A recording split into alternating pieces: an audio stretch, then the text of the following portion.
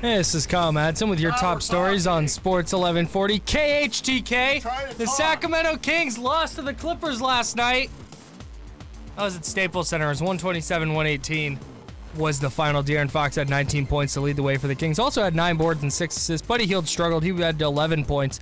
He was just 4 of 18 from the field, 0 of 6 from beyond the arc. But the Kings look to bounce back tonight against the Lakers at Golden One Center. No LeBron, no Rajon Rondo for LA. LeBron's got a groin injury. Rondo's dealing with a finger sprain. Our coverage on these airwaves, Sports 1140, begins with Game Night at 5:30. That heads into King Live at 6:30. And then tip-off with Gary Gerald is at 7 o'clock. It's 7:04. Time to see who made a great deal at MadeAToyota.com. Those are your top stories. Now time for the second hour of the drive on Sports 1140 KHTK. Rise and shine, sleepyhead. I'm not letting you go to work today. Wait, what? Everybody, listen up.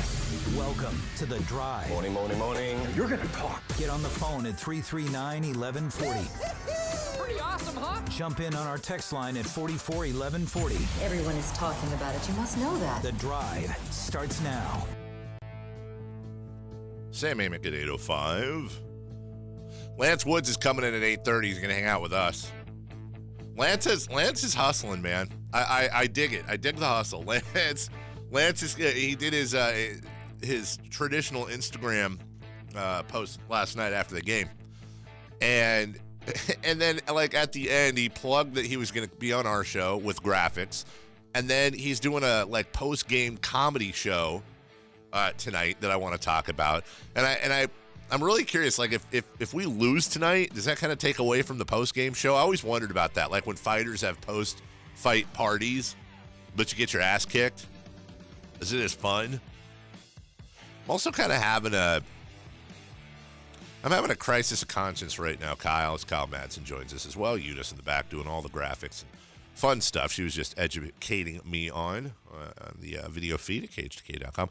Kyle, I feel bad because, a couple weeks ago we were talking about bandwagons, and we're talking about the people that if the Kings are relevant this year, and they're still very relevant, they're above 500, and let's say the Kings are fighting for a playoff spot in April, the attitude that's so easy to grab of when you have newer fans or fans coming out of the woodwork or fans that are turned on by an exciting team, because there's just some people that don't want to waste their time, and this is their words, not mine, on a team that disappoints them all the time. So you get these fans that come in.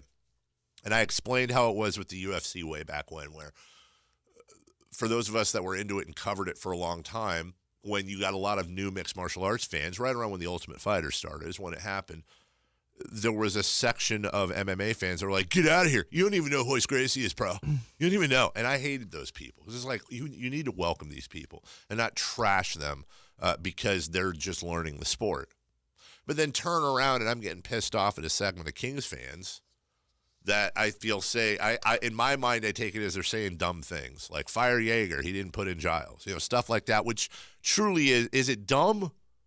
Or is it ignorant? Or is it inexperience? So I'm kind of having a little bit of a crisis of conscience, Kyle, with my own hypocrisy. Because on one hand, there are only like 10%, dude, but like 10% of the fans out there that are saying stuff. And I go, the problem is those 10% of the fans have 98% of the bad takes. Yeah, that's true. And but who are we to say they're bad takes? We always try to say Dave Yeager should be fired is a bad take. That's a bad take. No, you're right. Harry Giles should get 36 minutes a night is a bad take. When he has 5 fouls in 11 minutes, you're correct. Right. So I think you have to go case-by-case basis. And if somebody says, like, hey, why didn't Harry Giles play 36 minutes?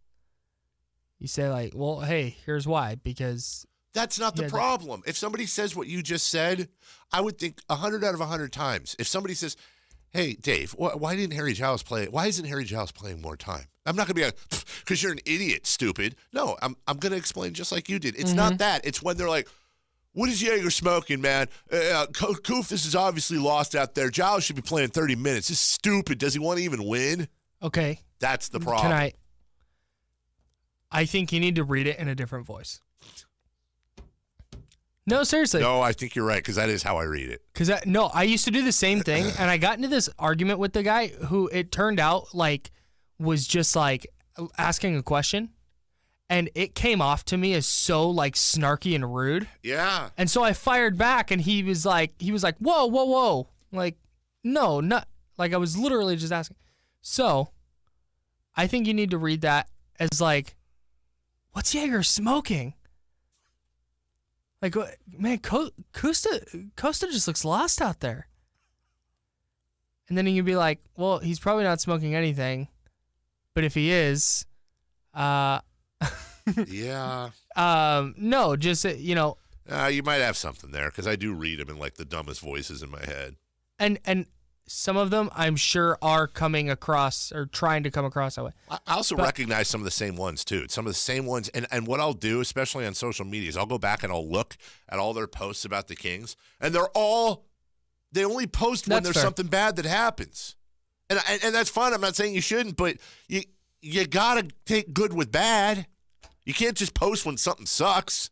I mean, you can't. It's a Lakers bot.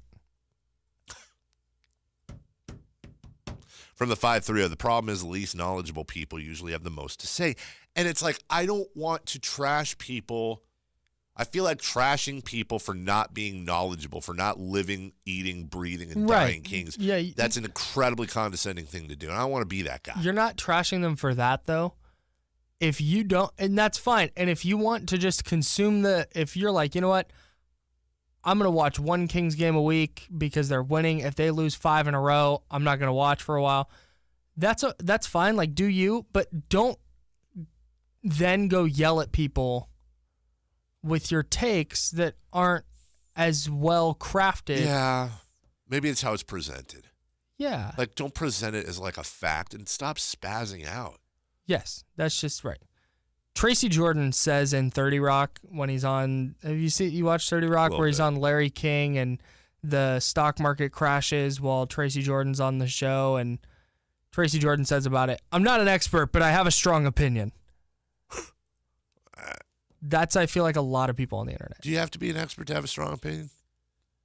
No, but I think it helps. Well, I don't consider us experts.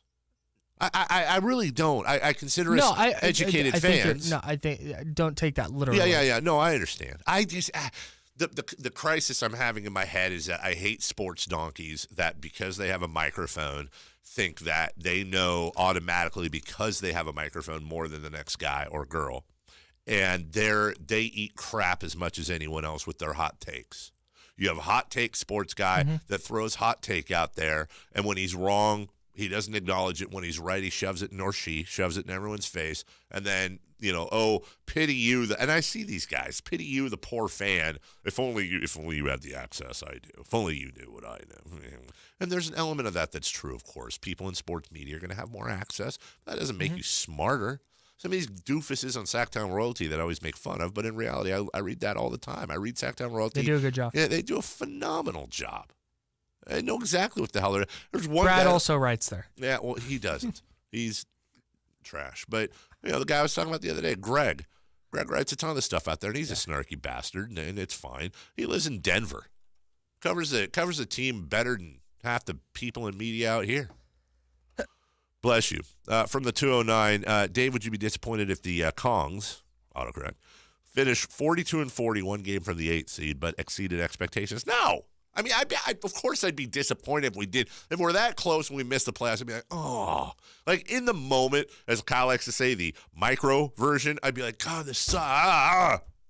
But then, after I take a step back, I'd be like, oh, my God, the season was insane. As soon as you start evaluating the offseason, looking at next season, you're going to be hyped. Yes. Marquise Goodwin, the 49ers wide receiver, just tweeted this, and then we got to go. Okay. And I feel like it's really pertinent to our discussion. Keep going. And don't worry about your speed. You're making progress, even if it doesn't seem like it. Forward is forward, no matter how slow. #push. I love Marquise Goodwin. He's the best, man. I really do. I root for him. He's I'm the not best. entirely sure he should still be playing football, but I only say that of love for him and his story. His concussions, they worry me, but I like him. I like him a lot, and it doesn't matter if he plays for the Niners or not. I think he's a good dude. We'll take a break. 4 down terror. We'll get a Steve Kerr thing a little bit later. This is too short of a segment to get into that. That's a long conversation. 4 down territory is next. Kyle, I'm going to put this out here in advance. One of the questions in here is, who is the Raiders MVP this year? And I feel like I don't want to spring that on you. Scott Bear. You may need to take some time to think about it. I want a player. Okay, that's fine. I also want to ask you about the Jon Jones fight moving to L.A. because they couldn't get it.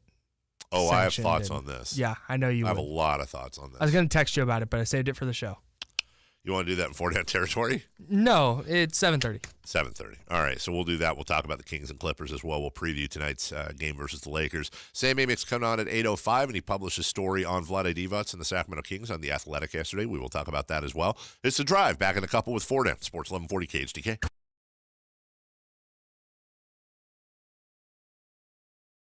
Four-down territory. Brought to you Brought to you by by Fire Wings. Don't mess 21 with the different read. flavors. 21 different flavors to choose from. Firewings.com, just wing it. Aha! Find the location nearest you. Yeah, don't call Madsen sent you. I might go today. You might not, though, too, so, hey, Check that. I'm going to go today. All right. I don't know what location I'm going to yet. make a firm commitment, pal. First down. Grade the new Monday Night Football broadcaster. My grade as well.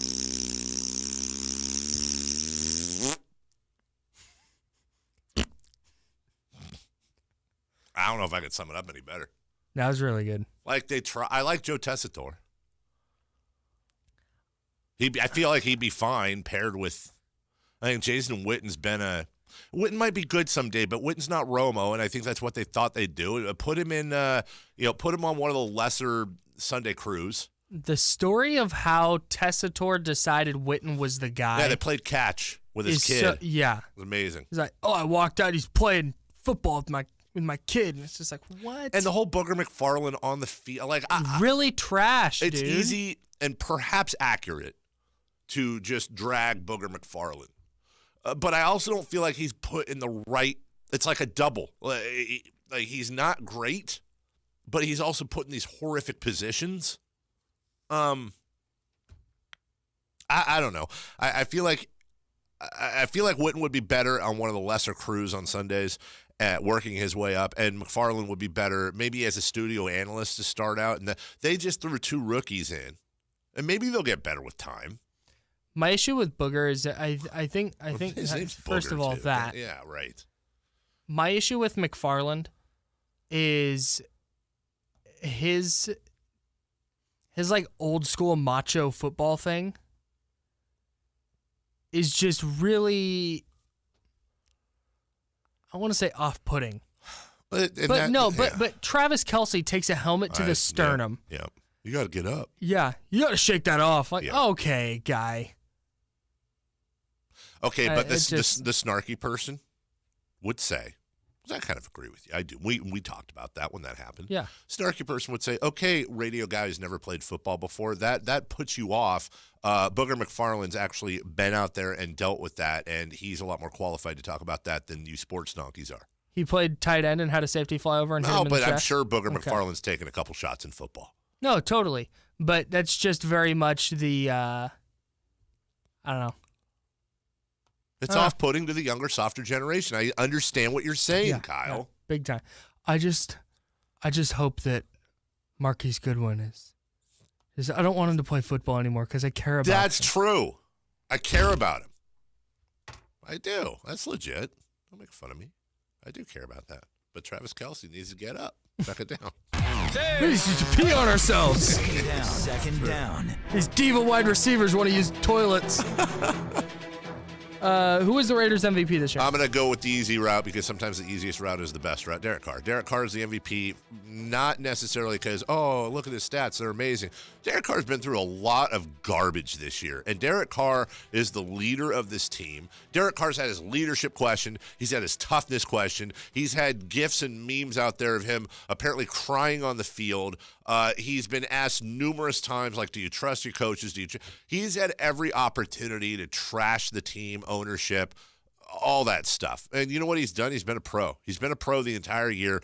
He's played the football games and done his best. And by the way, has not been terrible at all, especially when you consider the positions he's been put in. He had his best defender taken away from him. He had his best receiver taken away from him. But somehow, some way, Derek Carr has almost 4,000 yards passing. 19 touchdowns, 8 interceptions isn't the greatest thing in the world. But when you're sacked 48 effing times, but he has just continued through it all to stay engaged with the fans, engaged with the team, and I feel like he's carried himself. I think he's carried himself, even though he's on a team, Kyle, that's 4-11, like he's on an 11-4 team, and I appreciate that. So I give him the award. Okay. I'm going with Jared Cook, just based solely on production. He leads the team in targets with 96. He's second on the team in receptions with 65. He's first in receiving yards at 868. First in receiving touchdowns with 6. He's just been their most consistently good player. He hasn't been good the last couple of weeks. I think he has like 4 catches for 40 yards the last 2 games, but has a few 100-yard games in there, and he's just been a really nice weapon for them. And I think on like any other Raiders team from the last couple of years, he would be considered one of the top tight ends in the league. Well, certainly, the Bay Area tight ends have a good year this year. Yeah. Kittle and Cook? Yeah. All right, third down. Third down. Give me one playoff team that needs to show you something this weekend. You know, I was tempted to go with a team that's on the bubble, maybe a Titan or a Colt type team and all that. I'm going to go with the Rams. I'm going to go with the Rams because I'm going to focus, to me, on teams that have legit Super Bowl aspirations. And the Rams have kind of been up and down. I know they've had a decent amount of injuries, and Todd Gurley questionable for the final game. And they're going against a Niners team, let's be honest, is playing a little above their heads right now, or having that momentum, even against the Bears last week. They were able to keep it extremely close against Chicago. If the Rams come out and run the 49ers and get that momentum going into the playoffs, that's going to be an impressive win for me, despite the fact that they're favored by 10 points.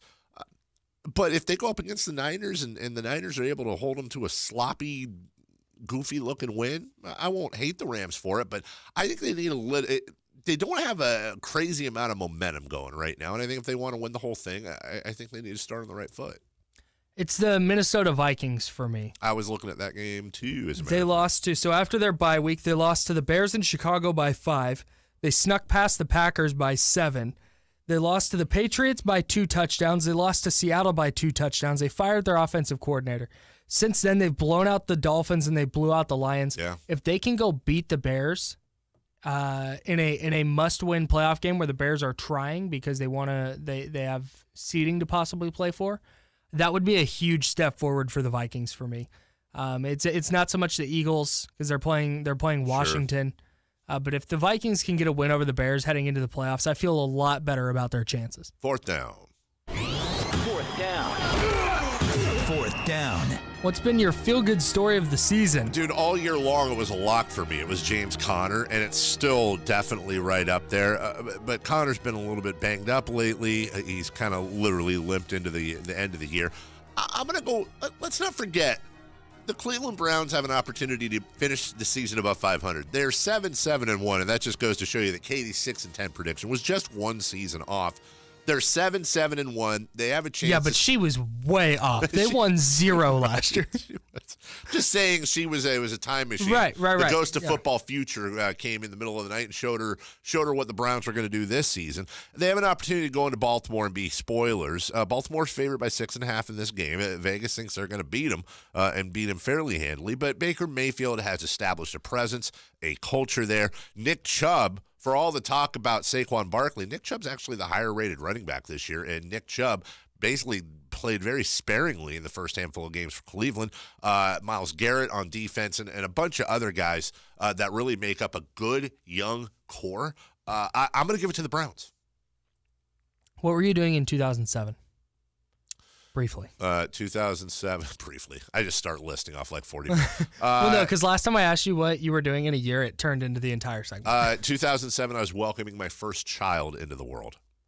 And you were? I was 31. Hosting a show. Yeah, hosting a show here. Night show, right? I was hosting a night show, making $24,000 a year. I welcomed my first child into the world, and I was working day in sales at Cage to Case so I could have benefits. That was the last time the Browns won more than 8 games in a season. I remember that well. That's why one more than 7 games in a season. Hey, because that would have been funny if your stat was completely off and we went through all that. Yeah, I'm just like, oh, actually, you know what? 2011. Never mind. That's a long time. 2007 was the last time they won more than 7 games in a season. They've won more than 7 games in a season. So since they came back into the NFL in 1999, the Browns have won more than 7 games in a season twice. 2002 and 2007. Is that the most coveted head coaching job that will be available perhaps this summer? Yes. Yeah, I think you might be right. All right, we'll take a break. When we come back, Kings, Clippers. What did you say you want to do at 7:35? I want to talk about Jon Jones. Jon Jones. All right, we'll start with that because Jon Jones, bro. We got that. Kings, Clippers. I want to talk about Matt George getting angry at my game over tweet, Grant's bias and non-bias and how that's come up. And then also I just got a clip of I got to do this, Facebook memories. My son at 5 years old watching a Kings game. These are my your Facebook memories of Mason and Avery are my favorite things. Yeah, this is the pretty much the birthing you see of a tried and true, angry, hateful Kings fan. And I've got the audio next. Sports 1140 KHTK.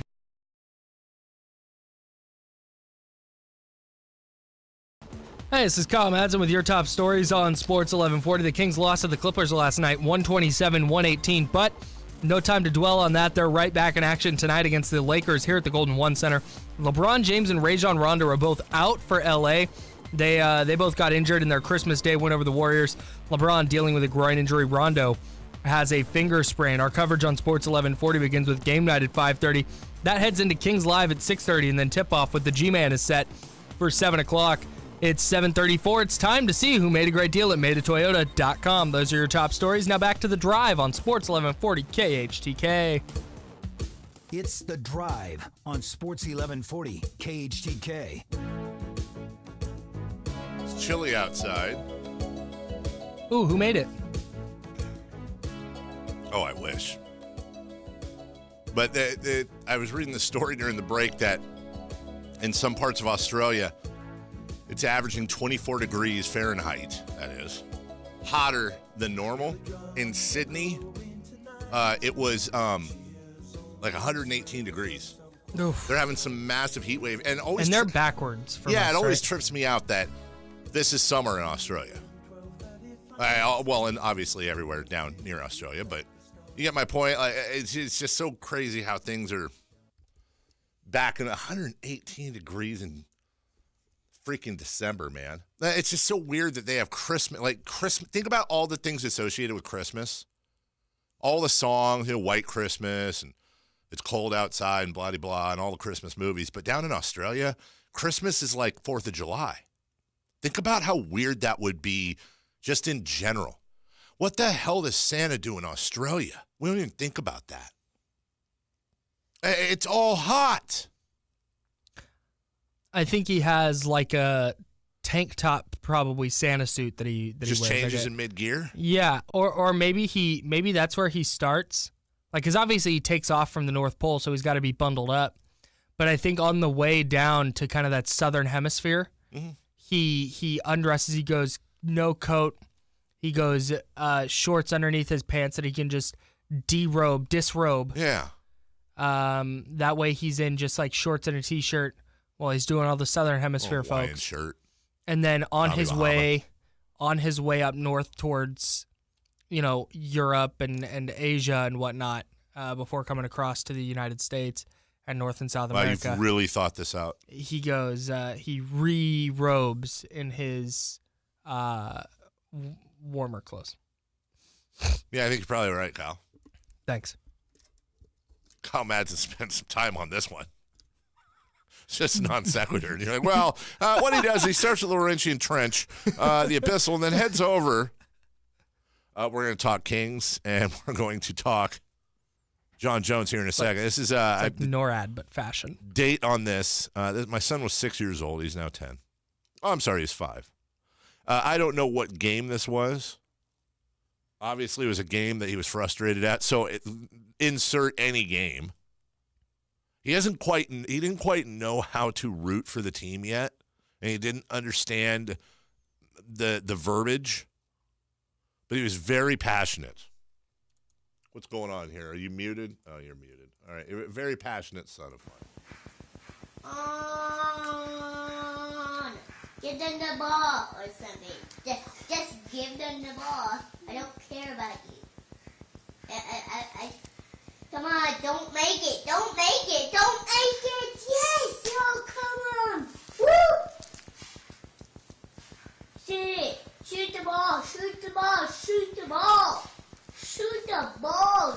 Just shoot the ball. Shoot the ball. Shoot the ball. Shoot the ball. Shoot the ball. Shoot the ball. Shoot the ball. Shoot the ball, man. Just shoot the ball the real way. Shoot the ball the real way. Isolating that. My son was pissed. It sounds like all of us, too. Don't make it. Don't make it. Don't make it. Of course, if you go and you do real time there, it sounds like Mason wanted the Kings basically to shoot the ball with like 21 left on the clock.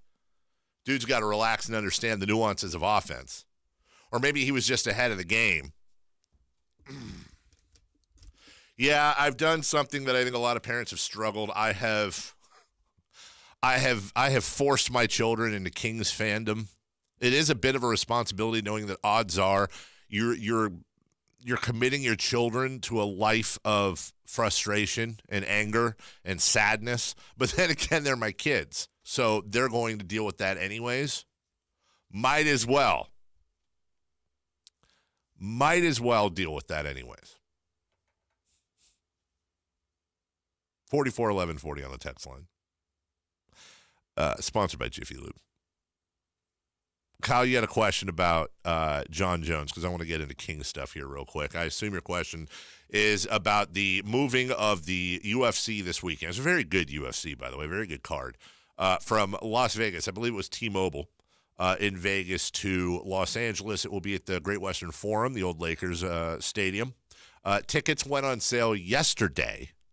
The general public got a chance at those at 3 p.m. yesterday for a Saturday fight. Very interesting. Very interesting move by Dana White and the UFC. The reason they did this is that Jon Jones, in his regular bout of testing that all the fighters have to go through, tested for what they said was a picogram of something that you Trace amounts. Yeah, very trace. And the World Anti-Doping Agency spokesperson, they came out and said, hey, listen, this is what we call a ghost test. This is from what he had in his system before. We see no evidence whatsoever that there's any new usage and and WADA's usually pretty hardcore. And the Nevada State Athletic Commission had not dealt with this last time. California did. So Nevada said there's no way we can put all this together and have him sanctioned Saturday. So Dana White and the UFC, in what was a very much a political move, said, okay, well, we're going to cost you guys a lot of money, and we're moving this fight to California where he was instantly sanctioned. So he'll be able to fight. Now, if your question is there anybody else on that card that they would have moved an entire event for? The answer is no. No. Maybe Alex Gustafsson, maybe because he was in the main event against Jon Jones. But no, if Freddie McGibbleholter is fighting on the undercard and can't get sanctioned by Saturday for something just as egregious or not egregious as what Jon did, they're not moving the card. But it's a business, and they made a business decision, and now they're going to be in L.A.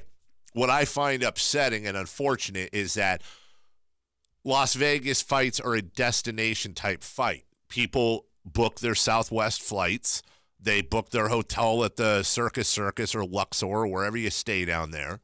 And when it was announced last weekend they were moving the fights, well, okay, you're now going to have to shift your flights. You're going to have to try to cancel your hotel rooms. Most hotel places aren't great about that.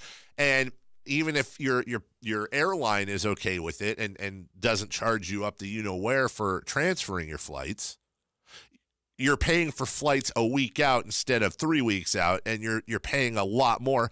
A lot of people basically bought tickets, flights, and hotels for Vegas and can't afford to go to L.A. is the bottom line. So it's kind of – and they'll get their money refunded for the tickets, but the hotel and flight, they're on their own. Right. There's a lot of – should have bought the insurance. I mean, there's a lot of fingers hanging off of this a lot of fingers hanging off of that hand there. I have to incorporate that into Kings games. What was your question about Jon Jones? Just shoot the ball real way. Yeah, Oh, those are great. it's my boy. No, I guess that Did I so I cover just it? kind of wanted your thoughts on, because on the surface, and this is why I wanted to ask, because the thing I saw was from like the Huffington Post or Of course, something like that. Very, very. It down was the middle. basically like, hey, they couldn't get this fight in Vegas, so the UFC just moved it to where they could, and that's not necessarily the case. They couldn't get the fight in Vegas to the U.S. I mean, I know that's what happened, but it's Yeah. not like they did something illicit. no. I mean, you could argue that it was a little. Here's the other. It's not like they called it a ghost test. It's not like he failed this drug Correct. test Correct. horribly, Correct. and they went, well, Correct. let's just move it to where we can. The argument is, well, then Jon Jones can't fight, and you keep everything in Vegas, and you deal with it because people have already booked tickets. Right. Here's the bottom line. The UFC looks at the ledger and says, how do we weigh pissing off some of our fans with what we're going to lose on pay-per-view buys without Jon Jones making his return? Oh, it's not even close. We're a business. We just sold for $4 billion. We're going to make a business decision. I'm not defending it. I'm explaining it. And people are still going to go to Vegas and probably still watch the fight. That's very true. You're going to get some people. You're exactly right. They're like, well, we've already got our tickets. Let's go to Vegas. Let's go to Vegas. We'll watch. And if I were the UFC, what I think I would do is I'd say, listen, there's not any. We can't sit here and refund. We'll refund Right. your ticket. We can't do anything about your flights and hotels. But here's what we're going to do. We had T-Mobile rented out. We're going to keep it rented out, and we're going to show the fight for free. Yeah. And if you can show us proof of your ticket purchase, even if you've had it refunded or a hotel, whatever, Yeah. we're going to let you into T-Mobile to watch the fight. It's not live, but it's the best we can do. Like I think the UFC could do that, and I'm sure there was an early cancellation fee they had to pay T-Mobile. Mm-hmm. I'm sure there was. That's going to be mitigated by the PR, but once I think people realize, stop treating the UFC like it's a organization with a heart and a conscience, Right. and start treating it like it's a straight business and nothing is fair, and people get Conor McGregor gets preferential treatment. Once you just kind of accept that, you take it for what it is. It's freaking fighting, man. I'm going to buy the pay-per-view this Saturday because you got Cyborg and Amanda Nunes, which is going to be a great fight. It's the best fight the women's division has to offer right now, in my opinion. Jon Jones and Gustafsson, too, which the first fight was insanely good. Mm-hmm. Chad Mendez is on that card. You have a number of fighters. It's really one of the better cards they've had in a long time, which generally they do 2 huge cards a year, the July card and then the late December card. So anyway, where do I want to go here, Kyle? Where is my invite to your place for the fights, like on the way, or should I like refresh Facebook? Oh, I didn't say I was buying it at my house. I'm buying it at a friend's house. I just don't feel comfortable inviting people over Oh, there. yeah, no, for sure. Yeah. Yeah, for sure. Yeah. Come No, that's on, man. cool. What, let's say I do have the fight at my house. All right, I'm not going. No. I have smaller gatherings. I have like 10 people over. Let's say it's not like I have 100 people. I have 10 people over, and you and I assume your lovely bride to be. Let's see. By the way, congratulations. What was the Facebook post I saw? Celebrating 2 years of dating, or Yeah, it was a yeah. I'm just saying. I saw Our first date was 2 years ago. okay, a few well, years. congratulations Thanks. to you, not to her. She's the I one know, putting up I with know. it. So let's say to you, come on. I mean, really, okay, you get there. Hey, how you doing? Handshake, hug. This is my, you met Melissa. Here's the kids. Hey, yeah. I haven't met Melissa or the kids. You haven't met Melissa? No. Eh. Well, you're missing a ton. I did check that. I met Mason When did you meet Mason? when he was in studio last year. Well, that's Shoot right. the ball, man. So you come over, and then what? I mean, you're just going to sit and watch the fights? Yeah, eat some of the delicious spread you have out. Yeah, I'll make a delicious spread. Make gumbo. I told you Monday night for New Year's Eve. And I'll tweet about whichever person at the fight is inevitably guy that's like, hit him. Oh, you mean at my house? Yeah. No, that doesn't happen. That let me correct that. That happens once at my house, and then you're just magically at there are people that are never on the invite list. One of which my wife constantly tries to get me to invite. One of her softball buddies. He's a good dude, but the problem is he has some. I think it's like a true affliction, where Affliction, nice. I know this is going to sound like the obvious, but I'm being serious when I say I truly believe it's a medical issue with him. On my kids, I'm not joking. The more he drinks, I think he gets deaf because as the night goes on, he does not have the ability to talk at a normal tone. I'm like that too. And I know a lot of people right now, and that's why I prefaced it, are like, guy gets drunker and gets louder. I get what you're saying. I also curse a lot more. I need you to understand the words that are coming out of my mouth. I need you to understand exactly what I'm saying here. I'm saying we'll be in the kitchen where it's quiet, and he'll be talking to me about something inevitably having to do with sports or the show, which is always a neat thing to do at my house. It's my favorite thing to do is talk about work. And he's sitting there like, dude, I just don't understand why the Kings. I'm like, bro, I'm literally a foot away from you. Huh? Like, I think. Sorry, I can't hear. What'd you say? Like, he can't hear. Sure. He's a sweetheart of a guy. And so he's in my, I have a TV in my backyard. And so he's out there with all the smokers and weed guys and all that doing their thing. They're watching the fight. And I'm just like, a bunch of degenerates. oh, Nice. yeah. And I'm like worried about, there's vape pens everywhere, Bud Lights, Keystones. It's a frat house, buddy. And I'm just like, God, this guy's driving me nuts. And I'm worried about my neighbors who are all super cool. But, I feel you. you get one chance. And if I've known you forever, you get maybe a couple of chances. If you went and danced with Mr. Fireball that night, I get it. I'm a good fight watcher. That's all I'm going to say. Because I know I don't know anything about the sport. Do you know a huge reason why I don't want to ever watch fights with you? No, this is for real. Because I have a tick when I watch fights. And I know you would notice it, pounce on it, and never. It's true. When I'm really into a fight, and I thank God Faber retired because those I would get physically sick over. Faber, Mendez, Joe Benavidez, those are the alpha male guys that I really know. I get really, really emotional over. But when it's a fight that I'm really into where I have a strong rooting interest, I start ducking and weaving in my chair. Like, I get completely zoned out. That would get on video on the internet. It absolutely immediately. Would. I've caught my wife before when the round ends. She has tape of it, and I'm completely oblivious to the outside world. I'm focused on the fight itself, and then when my guy is fighting, and the other guy will throw a hook, I'll kind of jerk my head back as if I'm ducking the punch. I don't have an explanation for it. I can't imagine how stupid it looks. But I get completely into it. Sure. Very emotional over it. And then if my guy's losing, I'll get up and toss a chair or something, walk away, have a smoke, calm down. I do the same thing when I'm watching Niner games. I'll act like I'm under center. I'll take a snap and I'll drop back. You're waiting for the hike? Yeah. And bark out signals. There's certain rules that you have to follow, though, as well. You have to be the type of person you want to invite to a sporting event. Yeah. If somebody have some self-awareness. When I purchase a pay-per-view, which is $70, $80, whatever it is, I will not accept any money from anyone. And I'm not faulting the people that do, by the way. Yeah. I'm at a point in my life where I can afford to throw the $80 out once every couple months, and I'm happy to entertain you. I will also provide, here are my responsibilities. I will provide the televisions for the fight. And I will provide some sort of basic food spread. I might, do something that's good for a lot of people. I'll smoke a pork shoulder. I've got one in my fridge right now. I got for $8. I'm going to smoke it. I'm going to get some bread and some stuff. I'm going to feed everybody for $20. You can do this. You're doing the cream cheese and chili. Correct.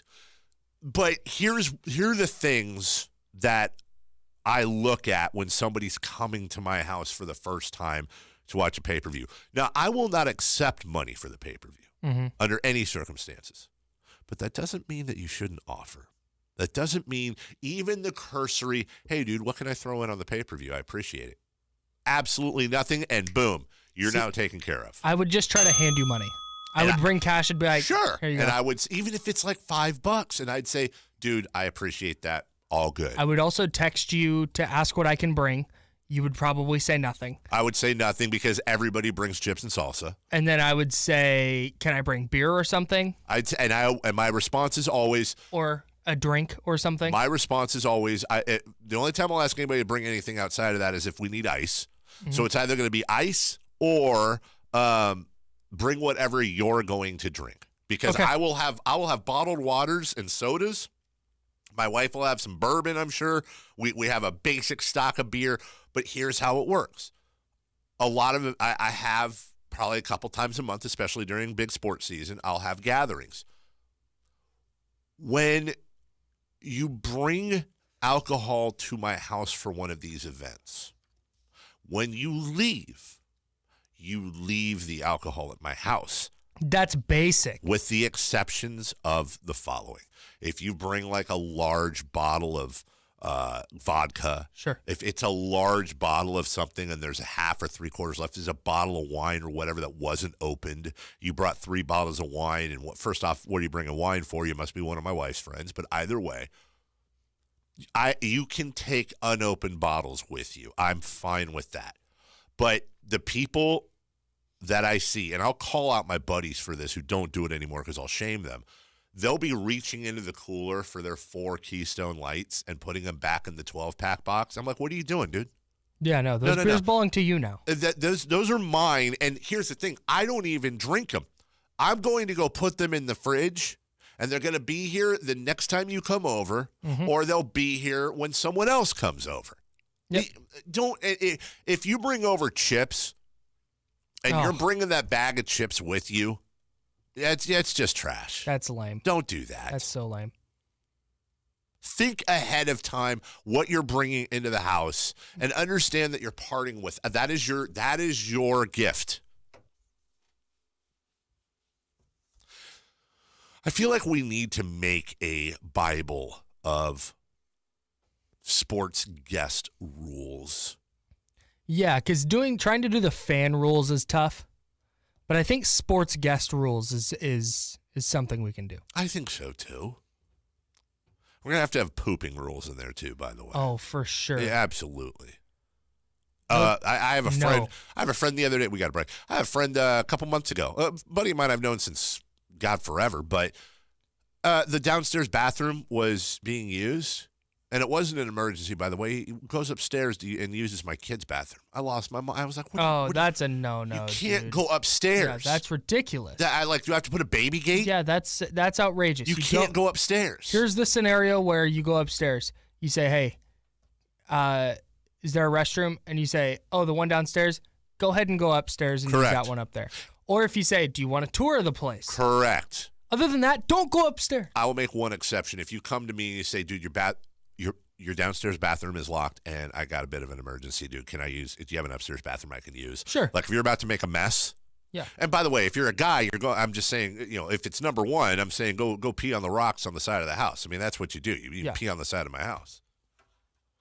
And if it's number 2, there's a 5-gallon bucket and a plastic bag in the garage. Sam Amick will join us next. We're going to talk about his article on Vlade Divac yesterday. And all things NBA as well. Love talking to Sam from The Athletic each and every week. We're back in a couple. Sports 1140 KHTK.